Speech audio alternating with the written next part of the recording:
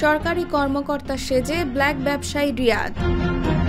গত ২৬ জুন রাত আনুমানিক ১টার সময় ভারতীয় চিনির গাড়ির সন্দেহভাজন হিসেবে আটক করেন কুমিল্লা ক্রাইম বার্তার সাংবাদিক। পরে সাংবাদিক পরিচয়ে গাড়ির ড্রাইভারের সাথে কথা বলতে চাইলে তিনি ভুয়া একটি অকশন পেপারের কাগজ দেখান। ঠিক তার ২ মিনিটের মধ্যে ড্রাইভারের মোবাইলে একটি কল আসে রিয়াদ নামের এক ব্যক্তির। রিয়াদ সাংবাদিকের সাথে কথা বলেন এবং সাংবাদিকদের গালাগালি করেন। এ সময় সে নিজেকে পরিচয় দেন কুমিল্লা কোর্টের পেশকার হিসেবে। ঘটনাস্থলে পুলিশকেও একই পরিচয় দেন সহকারী পেশকার। পরে কোতোয়ালি মডেল থানার অধীনে নাজিরাবাজার পুলিশ ফাঁড়ির আইসি মোহাম্মদ রেজাউলকে কল দিলে তিনি তাৎক্ষণিকভাবে এসআই আরাফাতকে ঘটনাস্থলে পাঠান।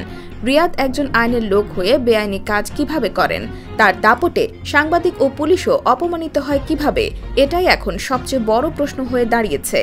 ব্ল্যাক ব্যবসায়ী রিয়াদের সাথে থাকা কয়েকজন গুন্ডা বাহিনী সাংবাদিকদের মোবাইল কেড়ে নেওয়ার চেষ্টা করেন এবং আইডি কার্ড নেওয়ারও চেষ্টা করেন।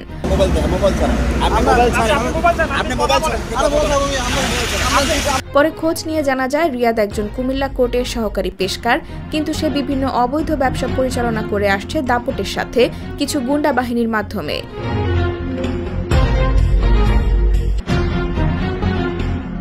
ডেস্ক নিউজ, কুমিল্লা ক্রাইম বার্তা।